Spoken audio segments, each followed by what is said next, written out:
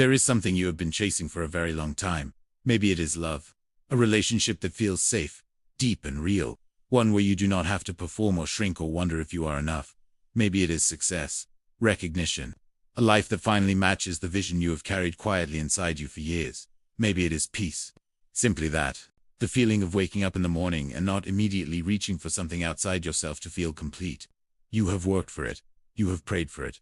You have changed yourself, reinvented yourself, pushed yourself, and still, it feels just beyond your reach. Close enough to see, far enough to exhaust you, and no one ever told you the real reason why. Carl Jung, one of the most penetrating psychological minds of the 20th century, spent decades studying this exact phenomenon. Why certain people seem to effortlessly attract the love, success, and peace they desire, while others, equally intelligent, equally deserving, equally hardworking, remain locked in cycles of reaching and losing and reaching again. His answer was not what the world expected. It had nothing to do with strategy, nothing to do with luck, nothing to do with who you know or what you have achieved or how perfectly you have optimized your life. It had everything to do with wholeness. And today, this video is going to show you exactly what that means and why the moment you truly become whole, everything that was always meant for you will stop running away.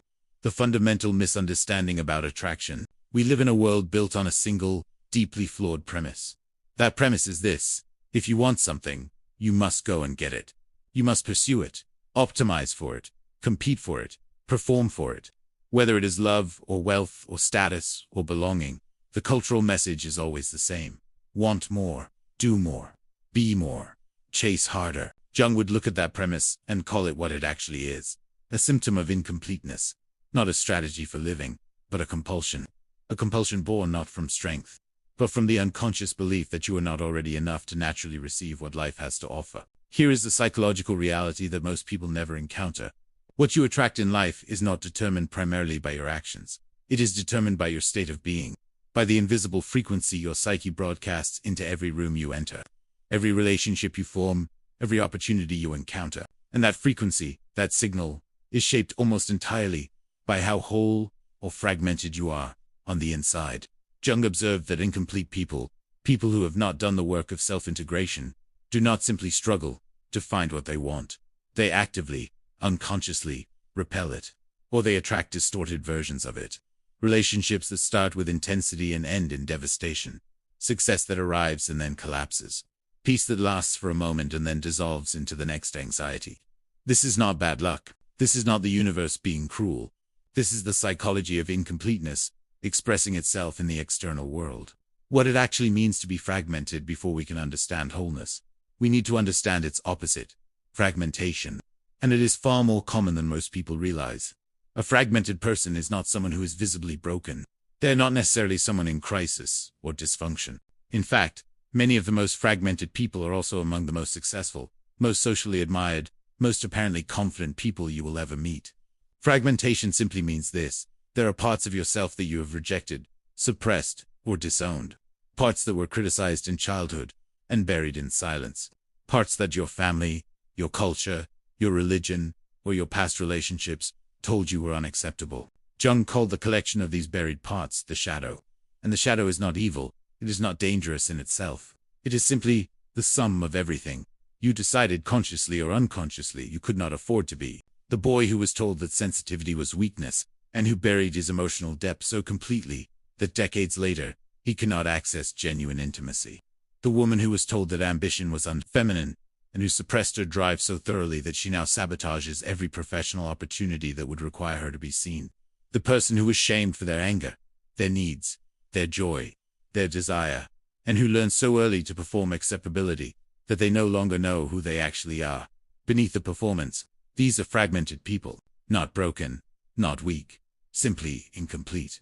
And here is what Jung understood with absolute clarity. A fragmented person does not attract from abundance, they attract from lack.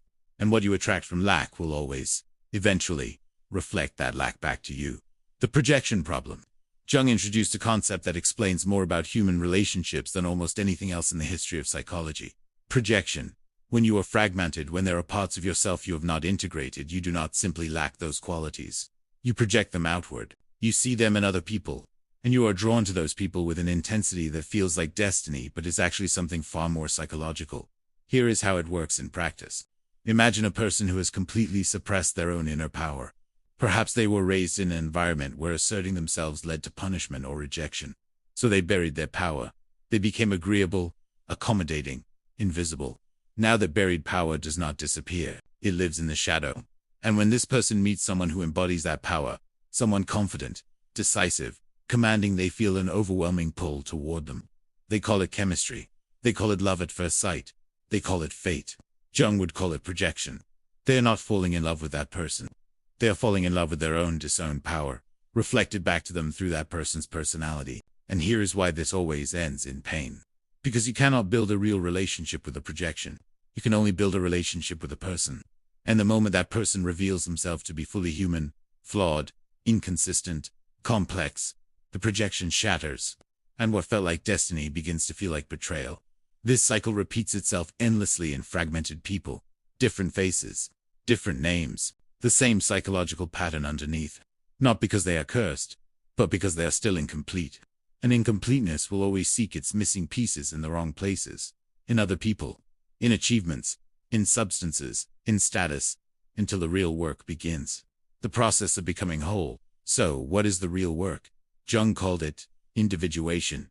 And it is simultaneously the simplest and most demanding journey a human being can undertake. Individuation is the process of becoming fully, authentically, completely yourself. Not the self that was shaped by other people's fears and expectations. Not the self carefully constructed to win approval or avoid rejection. But the self that exists at the absolute core of your being. The self that was present before the world began editing you. It happens in layers. And it begins with one fundamental act. Honest self-confrontation. You must be willing to look at the parts of yourself you have hidden, the anger you were ashamed of, the grief you never processed, the desires you were told were wrong, the needs you learned to disguise as indifference, the wounds you have been carrying so long they feel like personality traits. This is shadow work, and it is not comfortable. Jung himself described it as the most demanding psychological undertaking a person can face. Because the shadow, by definition, contains everything you have decided you cannot bear to look at. But here is what happens when you look anyway. When you stop running from your own darkness and turn to face it honestly, something extraordinary occurs. The darkness loses its power over you. The parts of yourself you feared begin to integrate. The energy you have been spending on suppression, on keeping those parts buried, on maintaining the performance of acceptability is suddenly returned to you. And that energy is enormous.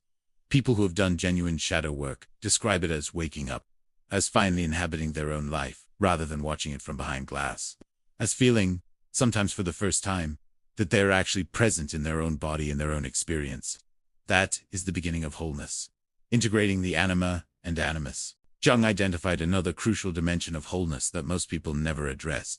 Within every human being, Jung observed, there exists a contrasexual inner figure. In men, he called it the anima, the inner feminine. In women, the animus, the inner masculine. These are not simply metaphors for being in touch with emotions or being assertive. They are deep psychological structures that shape how we relate to ourselves, to others, and to life itself. A man who has not integrated his anima, his inner feminine, will be cut off from his emotional depth, his intuition, his capacity for genuine vulnerability. He will experience his own sensitivity as weakness and spend enormous energy suppressing it.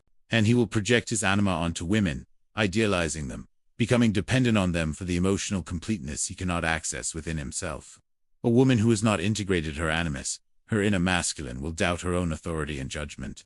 She will seek external validation for decisions she is fully capable of making herself. She will project her animus onto men, seeking in them the strength and certainty she has not yet claimed as her own. In both cases, wholeness requires the integration of these inner figures. The man must learn to honor his own emotional intelligence. The woman must learn to trust her own inner authority. And when this integration happens, when the inner masculine and feminine come into genuine balance within a single person, something changes at the most fundamental level. That person stops needing a relationship to complete them. They stop looking for a partner who is strong where they are weak. They stop being attracted to people who carry the qualities they have disowned in themselves. They become capable, perhaps for the first time, of genuine love. Not the love of projection and need, but the love of two whole people meeting each other as they actually are. What wholeness attracts. Now we arrive at the heart of everything. When a person reaches a genuine degree of wholeness, when the shadow has been faced, when the inner masculine and feminine are integrated, when the persona has been loosened, and the real self has begun to emerge. What happens in their external life? Jung was clear, and his observations have been confirmed by every serious psychologist and philosopher who has studied human flourishing since. Whole people attract differently, not because they have become more impressive, not because they have achieved more, or performed better, or optimized their external presentation, but because the signal they broadcast has fundamentally changed. They no longer carry the invisible frequency of lack, of need, of the desperate, unconscious hunger to find in the external world what is missing internally. Instead, they carry something that is extraordinarily rare and extraordinarily powerful: sufficiency, completeness. The quiet but unmistakable energy of someone who is not looking for you to save them, because they have already saved themselves. And that energy is magnetic in a way that need never is. The relationships that arrive for whole people are different in quality. They are not built on projection and fantasy. They are built on genuine recognition to people who see each other clearly and choose each other freely. Not out of desperation, but out of genuine resonance. The opportunities that arrive are different, because a whole person does not unconsciously sabotage success out of the fear that they do not deserve it. They do not self-destruct when good things appear. They receive. The peace that arrives is different, because it does not depend on external circumstances remaining favorable. It lives inside, stable, accessible, real. This is what Jung meant when he described the fully individuated person. Not a perfect person. Not someone who has transcended all difficulty or pain, but someone who is fundamentally at home within themselves, and who therefore moves through the world in a way that is aligned with their deepest nature. And when you are aligned with your deepest nature, when you are no longer at war with yourself, life stops feeling like a struggle for what you want. It begins to feel like a natural unfolding of what was always yours. The paradox of wholeness. Here is the most beautiful and the most counterintuitive truth in all of this. The moment you stop needing what you want, the moment you become complete enough within yourself that love, success, and peace are no longer urgent hungers, but quiet preferences, is the exact moment those things become most available to you. This is not mysticism. This is psychology. Because need repels, wholeness attracts. The person desperately seeking love communicates need in every interaction, and need, however understandable, creates pressure that pushes people away. The person who is genuinely complete within themselves communicates freedom, and freedom is one of the most attractive qualities a human being can possess. The professional who is driven by the fear of failure communicates anxiety, and anxiety undermines the very performance it is trying to protect. The professional who is grounded in genuine self-trust communicates competence, and competence opens doors that anxiety keeps permanently closed. This is the paradox Jung understood, and that most people spend their entire lives missing. You do not attract what you want. You attract what you are. And when what you are is whole, when you are finally, completely, honestly yourself, what you attract will match that wholeness in ways you cannot currently imagine. Before this video ends, I want to give you something practical to carry with you. Not a technique, not a strategy. A single question. Sit with it tonight. Give it your honest attention. The question is this: what part of yourself have you been refusing to look at? Not the part you are proud of. Not the part that performs well and earns approval. The other part. The one you have kept in the dark. The one that makes you uncomfortable when it surfaces. The one you have been managing and suppressing and apologizing for. Because that part, that exact part, is where your wholeness is waiting. Jung did not promise that the journey inward was easy. He promised that it was the only journey that actually leads somewhere real. The love you have been searching for. The success you have been building toward. The peace you have been reaching for. None of it is as far away as it feels. It is on the other side of your willingness to become completely, honestly, courageously yourself. That is where it has always been. And that is where it will be waiting the moment you arrive. If this video moved something in you, share it with someone who is ready to hear it. Subscribe to this channel, because every week we go deeper into the psychology of who you really are, and what becomes possible when you finally stop running from it. The journey inward is the only journey that changes everything.